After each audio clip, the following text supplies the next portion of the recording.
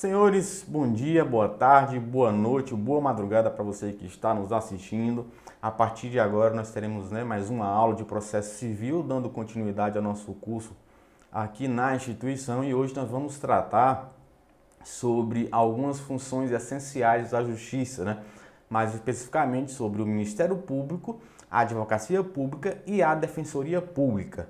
Já na próxima aula eu vou disponibilizar para vocês, na verdade, a ementa para que vocês possam acompanhar e perceber que nós estamos seguindo de forma restrita, de forma estrita, essa ementa. Como na aula passada nós demos início à segunda unidade, tratando sobre a gratuidade de justiça, então hoje, dando seguimento ali, de forma, como eu disse, inteiramente como nos traz a ementa, vamos dar continuidade tratando sobre o Ministério Público, a Advocacia Pública e Defensoria Pública, Depois, então, dessa aula, nós vamos ver, vai pegar uma aula bem grande aí sobre o Poder Judiciário, sobre os atos processuais, sobre os atores, do Poder Judiciário. Então, vamos perceber que vai ser uma aula mais longa, Então, hoje nós vamos tratar sobre as funções essenciais da Justiça, especificamente sobre o Ministério Público, sobre a Advocacia Pública e também, por fim, finalizando, a Defensoria Pública. Então,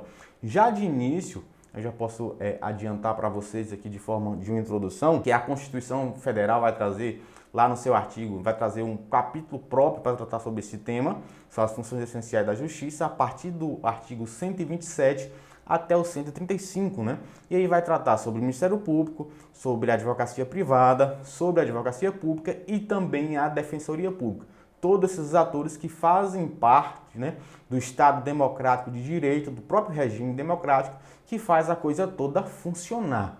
Em relação já ao Ministério Público, nós vamos perceber que ele é de suma importância para garantir essa democracia, para garantir essa existência do Estado Democrático de Direito, Haja vista que o MP é um órgão independente, Alguns vão até dizer, vão chamar o MP de o quarto poder, que seria pela total independência que esse órgão tem. Mas o Ministério Público ele não é um poder, assim como é o Poder Judiciário, e o Poder Executivo e Legislativo, mas ele tem sim grande importância, para o regime democrático de direito. Nós vamos ver, inclusive, e a gente basta lembrar do princípio da inércia. O Poder Judiciário ele é inerte, Ele só vai se movimentar uma vez provocado. E quem vai provocar o Poder Judiciário quando tratar de direito indisponível, tratar de interesse público, coletivo, do coletivo, da coletividade, da sociedade? Quem vai provocar o Poder Judiciário, Então, aqui entra o papel principal do Ministério Público, é de zelar pela coisa pública. Vocês ainda vão estudar o direito administrativo, mas os dois princípios basilares desse direito é a supremacia do interesse público sobre o privado e a indisponibilidade do interesse público, Então, nesses dois casos, vamos perceber que diversas vezes vai ter conflitos entre o interesse privado e o interesse coletivo. E nesses casos, via de regra, o interesse coletivo tem que prevalecer. Então, o Ministério Público ele vai tratar especificamente, vai ter como prerrogativa, vai ter como competência tratar desses direitos indisponíveis, vamos chamar também de direitos transindividuais ou meta-individuais, direitos difusos, coletivos e individuais homogêneos, Nós vamos ver que eles vão proteger, tutelar os índios, tutelar os incapazes, Ações que são relacionadas ao direito de pessoa, casamento, interdição, Ações que relativas ao interesse público, vamos estudar também a ação civil pública, ação de improbidade, Na questão do meio ambiente. Então, cabe ao Ministério Público zelar pelo regime democrático de direito, zelar por todo esse sistema público, zelar pela coisa pública, Além de, não é o nosso tema, mas vocês já estudaram, tenho certeza, que lá no Código Penal, no Código de Processo Penal, vocês vão perceber que a ação penal pública, ela é de prerrogativa, ela é de competência do Ministério Público. O Ministério Público, ele é o titular da ação penal pública, Então, dando só esse spoiler aqui, mais uma vez nós vamos tratar também sobre a advocacia pública, que é essa representação, das entidades, a representação da União, por meio da Advocacia Geral da União, a representação dos estados por meio de suas procuradorias, também das autarquias, né? Tem um procurador específico, assim como no âmbito da União também você vai ter essas autarquias, como o INSS, que tem o seu procurador também. E no âmbito municipal também temos as procuradorias municipais, né? E por fim, a Defensoria Pública, que é para zelar aí não só da sociedade, mas principalmente daqueles mais necessitados, né? Daqueles hipossuficientes, daqueles que não têm condições de buscar os seus direitos. A Defensoria Pública é para zelar por eles. Lembrando que o Ministério Público tem independência funcional, é autonomia funcional, e a Defensoria também tem, a Procuradoria não. A Procuradoria já é um órgão auxiliar do Poder Executivo, né? Eles vão aí defender essa entidade, seja no âmbito federal, seja no âmbito regional, estadual ou distrital, e seja no âmbito municipal, né? Então vamos lá, vamos para o slide, já conto com a atenção de vocês. Ministério Público. O Ministério Público abrange o Ministério Público da União e o Ministério Público dos Estados, sendo o MPU, é a sigla, né? Quando se refere ao Ministério Público da União, ramifica-se em 4: Ministério Público Federal, Ministério Público do Trabalho, Ministério Público Militar e o Ministério Público do Distrito Federal e Territórios. Então aqui comigo na tela, perceba, gente, o Ministério Público ele é um só, né? É um só, mas nós vamos dividi-lo, né, em Ministério Público dos Estados. E aqui o Ministério Público Estadual ele tem como chefe o Procurador-Geral de Justiça, e nós vamos ter o Ministério Público no âmbito federal, né? No âmbito da União. E aqui o chefe é o Procurador-Geral da República, ou PGR. No Ministério Público Estadual nós temos os promotores, né? Temos os promotores e temos vamos dizer, como se fosse na carreira, na ascensão, esses promotores poderão ou não chegar a procuradores de justiça, os que irão atuar em regra no 2º grau. Como eu disse, o chefe do Ministério Público Estadual é o Procurador-Geral de Justiça, mas abaixo deles estão os procuradores de justiça. Abaixo ainda, que atuam na primeira instância, nós vamos ter o quê? Os promotores de justiça. Já no campo da União, nós vamos ter como chefe geral o Procurador-Geral da República, o PGR, e abaixo dele nós vamos ter quem? Os procuradores da República, né? Que seriam, mal comparando, os promotores de primeira instância, né? Então, no âmbito da União, em primeira instância, nós temos os procuradores da República, que tem como chefe o Procurador-Geral da República. Então, dentro da União, nós vamos ter o Ministério Público. O Ministério Público ele vai ser dividido em ramos, porque nós já adiantamos esse assunto e vamos especificar melhor quando tratarmos sobre competências. Nós temos de um lado Justiça Comum, e aí vai ser estadual e federal, e temos do outro lado Justiça Especializada, né? Que vai tratar de matérias específicas. Aí nós vamos ter Justiça do Trabalho, Justiça Eleitoral, Justiça Militar, né? E são matérias especializadas, por isso que irão chamar de Justiça Especializada. E dentro do Ministério Público, para acompanhar essa distinção também, então nós vamos ter Ministério Público Militar, que vai tratar só de causas, né? Certamente militares, Ministério Público do Trabalho, que vai tratar também só sobre questões de trabalho, e também Ministério Público Federal, né? E além disso, vai ter o Ministério Público Eleitoral. Só que, quando se fala do Ministério Público Eleitoral, nós temos que atentar à seguinte questão: não há uma carreira específica de Ministério Público Eleitoral. Quando se trata de matéria federal, nas eleições, por exemplo, de âmbito federal, né? A presidente, deputados, um procurador, né? Um procurador da República é nomeado para tratar dessas matérias eleitorais. E da mesma forma no âmbito municipal, né? Quando é municipal e estadual, nesses casos específicos, é nomeado ou um promotor de justiça para tratar na política municipal ou um procurador de justiça para tratar aí de política em âmbito regional. Então nós temos que atentar a isso. Dentro das carreiras do Ministério Público da União, vamos ter do Trabalho, a Militar, né? E o Ministério Público do próprio Distrito Federal e Territórios, porque nós lembramos que o Distrito Federal, o Poder Judiciário, o Ministério Público, eles são aí tutelados pela União, né? Porque Brasília, né, é o Distrito Federal, né? A capital da União. Então, quem tutela alguns órgãos do Distrito Federal não é o governo do Distrito Federal. Vocês vão ver isso melhor em direito constitucional, mas é sim a própria União. É o caso, por exemplo, do Ministério Público. Por isso que vocês vão ver aí, Ministério Público do Distrito Federal e territórios. Nós não temos hoje nenhum território constituído, né? Mas se porventura surgiu um, como era, por exemplo, Fernando de Noronha, ele é uma autarquia territorial da União e quem será obrigado a manter esses funcionários lá, esses órgãos, é a própria União. Então, o Distrito Federal hoje se encontra em Brasília, como já esteve em Salvador e como já esteve no próprio Rio de Janeiro. Então, o Poder Judiciário e o Ministério Público do Distrito Federal hoje, quem mantém é a União. Por isso que o MP do DF ele está hoje dentro das carreiras do Ministério Público da União. Então, só para finalizar esse assunto aqui, nós vamos perceber o seguinte. De um lado, no âmbito estadual, né, nós temos os promotores e os procuradores de justiça. Né? No âmbito primeira instância, que atua na primeira instância, promotores, atuam na segunda instância, procuradores de justiça. Eles terão como chefe o Procurador-Geral de Justiça. Isso no âmbito estadual. Agora, no âmbito federal, nós vamos ter aqui procuradores da República, né, para atuar em primeira instância, e em segunda, e que eles possuem como chefe, né, o Procurador-Geral da República. O Ministério Público da União, como já adiantei, por conta das matérias especializadas, ele vai dividir Ministério Público do Trabalho, né, Ministério Público Militar e Ministério Público do Distrito Federal e Territórios, justamente porque Brasília, né, o Distrito Federal, ele é tutelado pela União. Quem mantém esse órgão, o órgão do Ministério Público, dentro do Distrito Federal, não é o governo do Distrito Federal, é sim a União.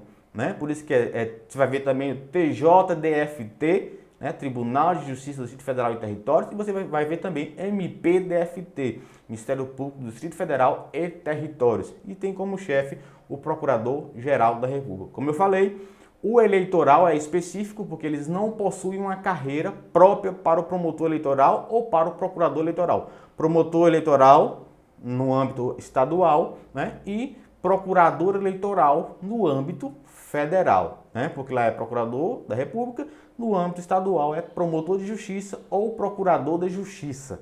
No âmbito federal é procurador de justiça da República ou procurador-geral da República, né? Então, essas distinções. Aqui, quanto procurador do Tribunal de Contas da União. Então, aí, pelo nome, você vai perceber. Apesar de chamar de procurador, né, ou promotor de contas, eles não fazem parte do Ministério Público. Eles fazem parte do Tribunal de Contas, seja da União, seja dos estados, seja dos municípios. Então, apesar do nome procurador, né, eles não são aí da carreira do Ministério Público. Da mesma forma, o procurador do Tribunal de Justiça Desportiva também não faz parte do Ministério Público, gente. Apesar dos nomes, né, não faz parte do Ministério Público, tá certo? Então vamos lá, vamos dar continuidade. O Ministério Público exerce no processo civil o direito de ação nos casos previstos em lei, cabendo-lhe os mesmos poderes e ônus que as partes. Ao Ministério Público compete intervir nas causas em que há interesses de incapazes, não? Há interesses de incapazes nas causas concernentes ao estado da pessoa, ao pátrio poder, à tutela, à curatela, à interdição, casamento, declaração de ausência e disposições de última vontade, no caso aqui os testamentos, né? Nas ações que envolvam litígios coletivos, pela posse da terra rural e nas demais causas em que há interesse público. Há interesse público é evidenciado pela natureza da lide ou qualidade da parte. Então, aqui comigo na tela, vocês vão perceber que o Ministério Público ele vai ter algumas atuações específicas. Aqui a gente precisa lembrar da capacidade postulatória, da capacidade, né, de estar em juízo. Né? Normalmente essa capacidade, como eu já adiantei, ela é dada aos advogados, seja na órbita privada, seja na órbita pública. Mas em casos específicos, quando listados em lei, o Ministério Público também irá atuar como parte, também detém essa capacidade postulatória, um pouco mais restrita, mas ele vai ter. Como nós vimos, ele vai atuar sempre no interesse coletivo ou então quando se tratar de direitos indisponíveis, né? Direitos aí de incapazes, relacionados a direitos da pessoa, casamento, interdição, questões de testamentos, né? Questões aí de falência, né? Até na questão indígena também o Ministério Público irá atuar. Então, sempre que estiver em jogo um interesse público, o Ministério Público ele irá atuar.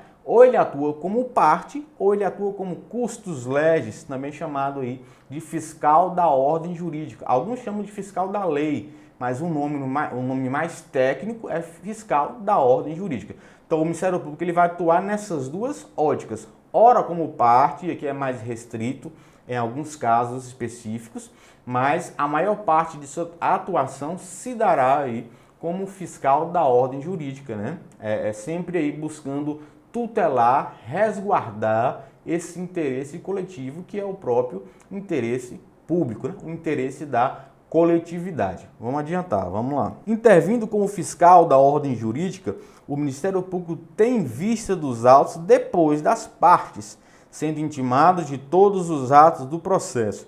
Pode juntar documentos e certidões, produzir prova em audiência e requerer medidas ou diligências necessárias ao descobrimento da verdade. É nulo o processo ou diligências desnecessárias, é nulo o processo quando o Ministério Público não for intimado a acompanhar o feito em que deva intervir, artigo 279 do CPC. Ademais, o membro do Ministério Público será civil e regressivamente responsável quando agir com dolo ou fraude no exercício de suas funções. Então perceba aqui, ó, quando é, Henrique, que o Ministério Público vai atuar como fiscal da ordem jurídica, nos dê aqui um exemplo. Veja bem, gente, quando você entra com um processo de interdição, que vai interditar direitos de uma pessoa e direitos indisponíveis, né?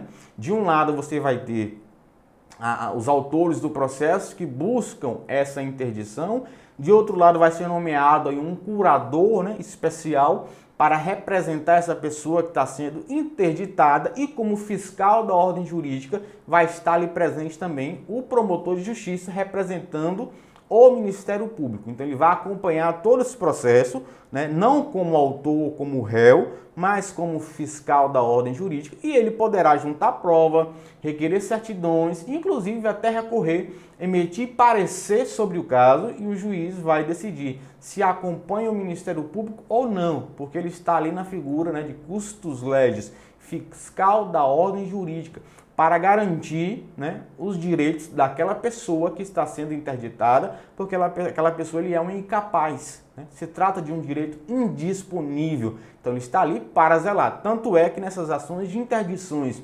quando alguém é nomeado, né, curador, tutor de alguém, o que vai acontecer? Essa pessoa terá que prestar contas anualmente ao Ministério Público da gestão dos bens dessa pessoa. Vai ter que prestar contas anualmente, né? Então perceba que o Ministério Público ele atua como parte em determinados casos, nós vamos ver, obviamente, em defesa da coletividade, né? Via de regra, e não defesa de uma pessoa. E quando ele não atua como parte, ele vai atuar como fiscal da ordem jurídica. O processo vai ter um autor, vai ter um réu, cada um com seus advogados, né? E o MP vai estar lá, ao lado do juiz, para garantir os direitos. Por exemplo, um divórcio que tem menor, né? A mulher tem o seu advogado, o homem tem o seu advogado, e o Ministério Público está ali para zelar pelo direito da criança. Ele vai opinar, ele vai pedir certidões, ele vai produzir prova, mas ele não é parte, ele é um fiscal da ordem jurídica. Inclusive, nesses casos, é dever do juiz mandar intimar o juiz. Sempre que alguém entrar com um processo de divórcio, né, por exemplo, ou um processo de pensão, de alimentos, em que envolva um menor ou envolva um incapaz, o juiz tem que mandar, né, vai intimar o promotor para que ele possa manifestar no processo.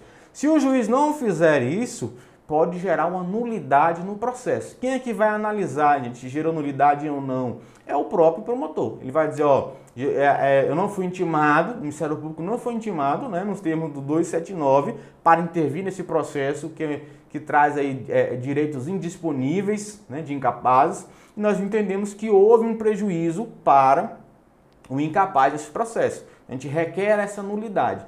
Se o Ministério Público não participou desse processo, ele não foi intimado, mas após a sua intimação ele entendeu que não houve nenhum prejuízo para a parte, né? A parte, vamos dizer, hipossuficiente, essa parte que necessitava por ser incapaz de uma proteção maior, se o MP entende que não teve prejuízo, não tem por que anular, só por conta que não houve essa intimação, tá certo? Mas via de regra, quando se trata de direito de incapazes, né, direitos indisponíveis, é preciso que haja essa intimação do Ministério Público para que ele possa intervir no processo, não como parte, mas como fiscal da ordem jurídica. Ele poderá produzir provas, poderá manifestar em audiência, né, fazer petições, inclusive recorrer como fiscal da ordem jurídica, né? E aqui, como já adiantei, se não houvesse intimação, poderá trazer uma nulidade para o processo. E quem vai analisar se teve poderá alegar se houve prejuízo ou não é o próprio Ministério Público.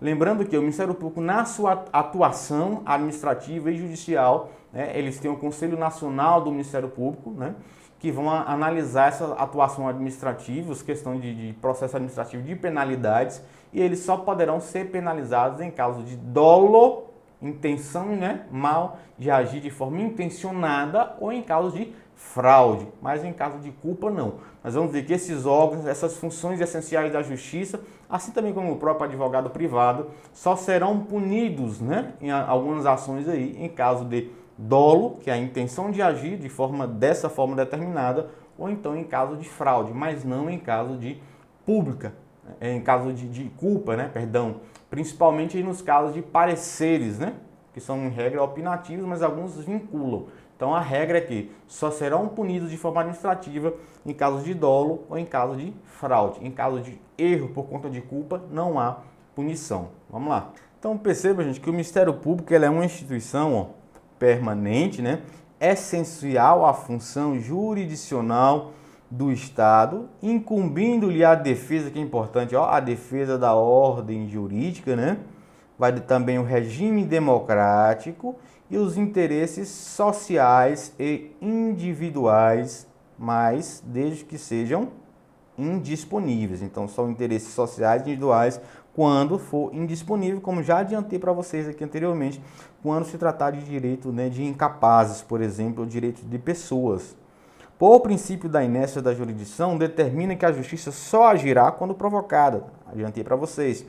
Para a defesa dos direitos individuais ou indivíduo afetado, toma as providências para provocar a justiça. E quando a defesa dos interesses públicos, quem deve agir? Nesses casos, quem vai agir é o Ministério Público, que atuará a seu cargo, fica a responsabilidade pela defesa dos direitos sociais e coletivos e a fiscalização da lei, custos legis, né?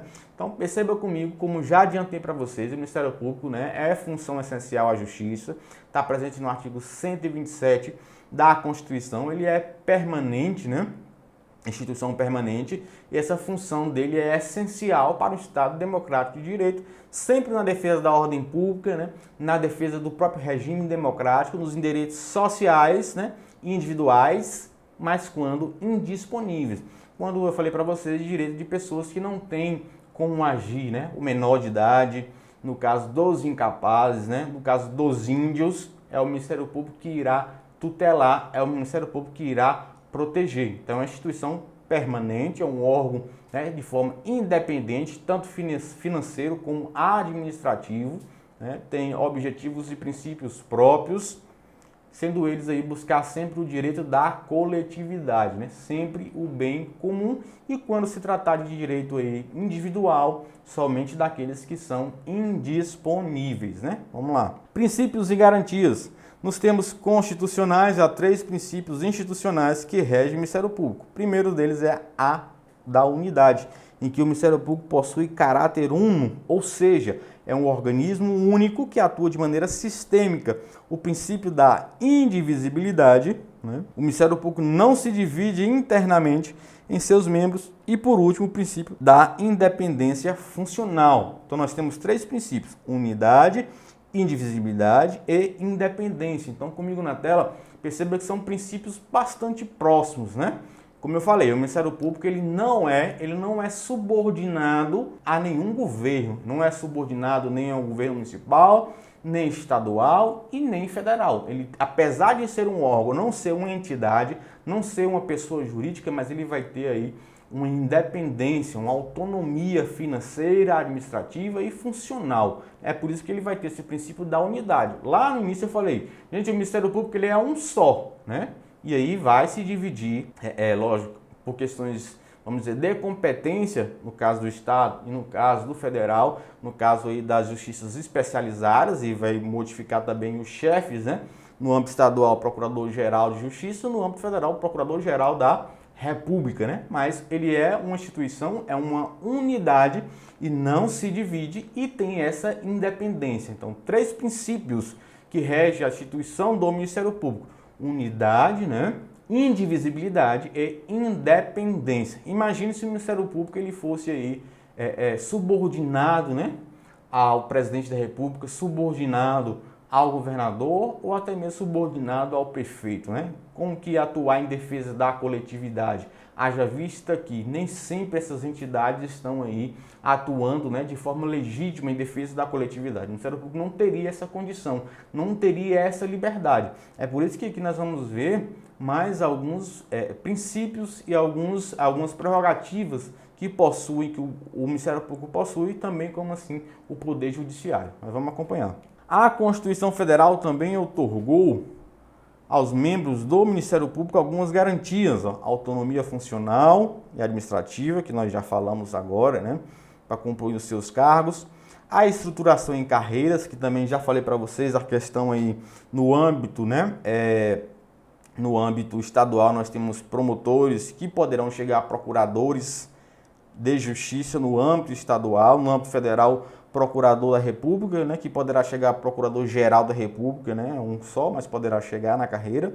O ingresso é concurso público de provas e de títulos, exige-se aí que seja bacharel em Direito, não precisa ser formado em Direito, e que tenha pelo menos 3 anos de atividade jurídica, aqui atividade que seja específica de bacharel em Direito, se bem que no caso do Ministério Público, em alguns estados aceita até estágio.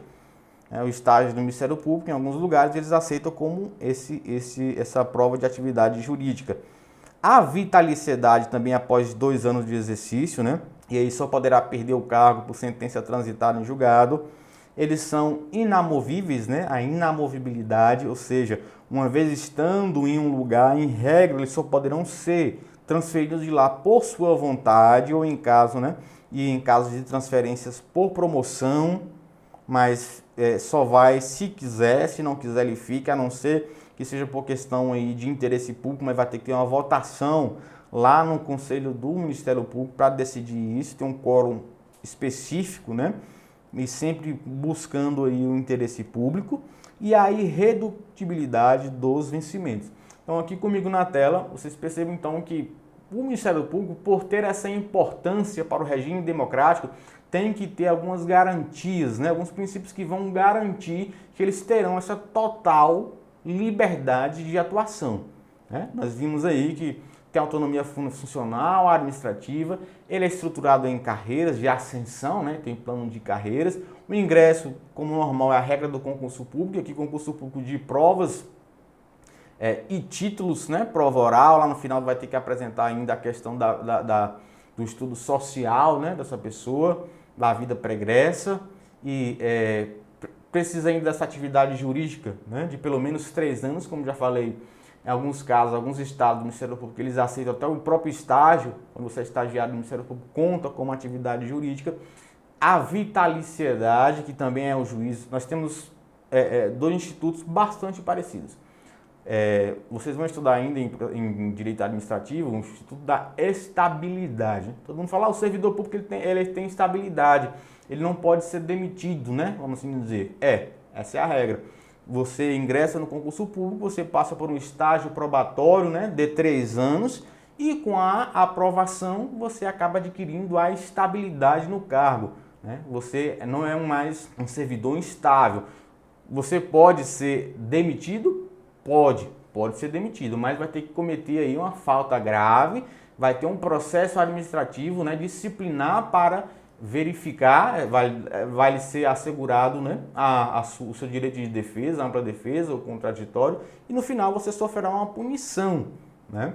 Mas você tem essa garantia de estabilidade. No caso do Ministério Público, não é estabilidade, é vitaliciedade. Ele vai ser promotor em regra para a vida toda, né? Ele só pode deixar de ser promotor em caso de sentença, né, transitado em julgado. Então, a sentença judicial que não cabe mais recurso. Então, a vitaliciedade, ela é mais, vamos dizer, mais segura do que a estabilidade. No caso da estabilidade, você pode sair também pela sentença transitada em julgado, você pode sair também pelo processo administrativo, né, em caso de não cumprimento aí dos seus deveres administrativos, pode sofrer em qualquer tempo, e também pode ser exonerado aí por conta de não preenchimento do estágio probatório.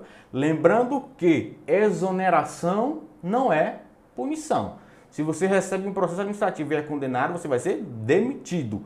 Agora, a exoneração, ela é a pedido ou em caso de não preenchimento dos requisitos do estágio probatório. Então, enquanto para os servidores, vamos dizer, para os réis mortais, se adquire a estabilidade a partir de 3 anos, né, de casa, 3 anos de ingresso, para os membros do Ministério Público, inclusive para o Poder Judiciário, justamente porque eles precisam dessa autonomia, dessa segurança de que vai atuar e o prefeito não vai conseguir montar um processo e demiti-lo, né? Criar um caso aí. Então eles têm essa vitaliciedade a partir do 2º ano, né? E além disso eles vão ter essa inamovibilidade, que ele está lotado no local, ele vai ficar em regra, se ele quiser, até chegar à aposentadoria. Ele não vai ser promovido, mas ele vai ficar lá até chegar à sua aposentadoria sem problema nenhum. As exceções é que às vezes o próprio membro superior em votação lá tem um quórum específico, poderá removê-lo de lá a título de interesse público. Mas em regra ele vai ficar naquela cidade onde ele está até quando ele quiser. Surgiu uma promoção em Salvador, ele vai se ele quiser, ele não é obrigado a ir, né? E aí redutibilidade dos seus vencimentos, dos seus subsídios, né? O seu salário ele não vai de forma alguma diminuir. Então essas são garantias que o Estado dá tanto ao Ministério Público quanto ao Poder Judiciário, quanto aos juízes, né? Que é a inamovibilidade, a irredutibilidade dos seus subsídios, né? E a vitaliciedade, né? Ele é um cargo vitalício, adquire a partir do 2º ano, ele não pode ser removido, né? Por conta da inamovibilidade e também tem os seus subsídios aí assegurados, independentemente da sua atuação. Isso tudo é para, como eu falei, para resguardar, para que esse profissional do Ministério Público ele tenha toda a liberdade possível para atuar, seja contra o prefeito, seja contra o governador, ou seja contra o presidente da República. Eles têm total autonomia. Então aqui nós vamos finalizando esse bloco e já iniciamos aí na próxima aula. Até mais.